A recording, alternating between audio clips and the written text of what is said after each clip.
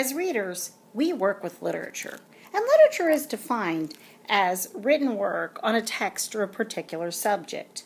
Simply put, everything we read is literature. So let's examine two ways that language is used in literature. Those are prose and poetry. With both prose and poetry, writers are presenting some type of information.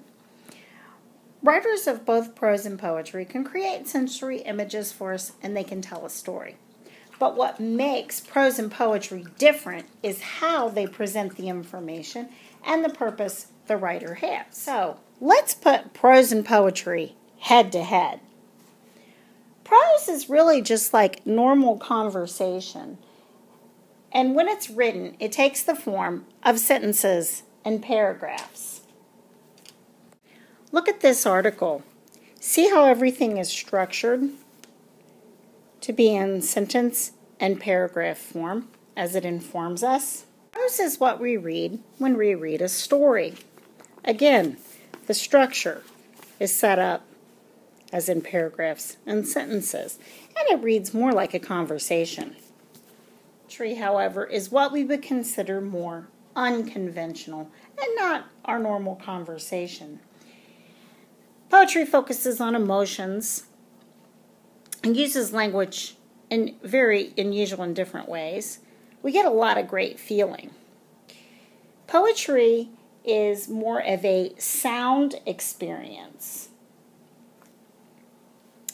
And like music, it is meant to be experienced more than once. If you take a look at this poem is not structured into individual paragraphs, but rather stanzas. And the way it's written is the way it's meant to be experienced. Lightning is angry in the night.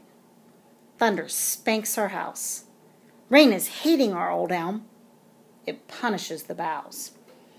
It's how the writer uses the structure. So for this lesson, we're going to focus on poetry and setting up our notebook with information to refer to as we read and examine poetry. Again, poetry is a form of writing that uses that language and pattern rhythm to express feelings and ideas. Some characteristics of poetry. Poetry can actually be fiction or nonfiction. Here's a poem about Martin Luther King Jr.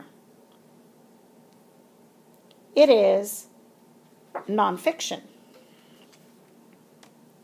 However, this particular poem is more about an experience and more fictional in nature.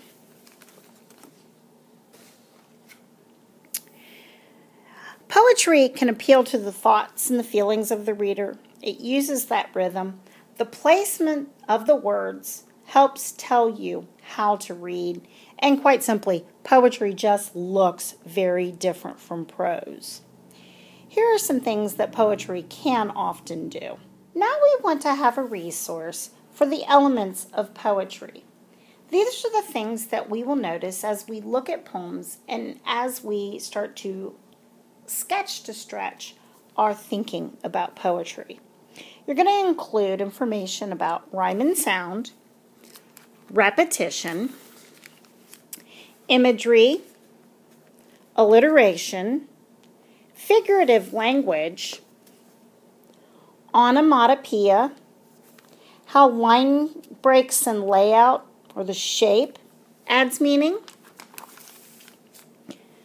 the use of personification, assonance, consonants. And then we definitely are going to look at rhythm, which goes back to syllabication, and examining verses and lines. One of our classroom station activities is a sketch to stretch. This is what we do when we think about poetry. Most in particular, we want to think about individual verses or focus on stanzas.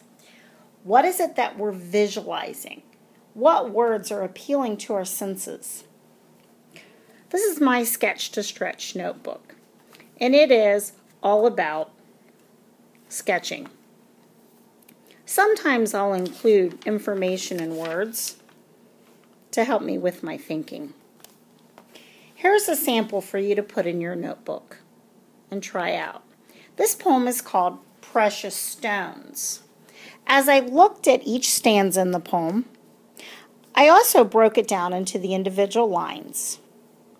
In your notebook, you don't always have to add color, and often it's better if you don't, but for this particular poem, color was extremely important.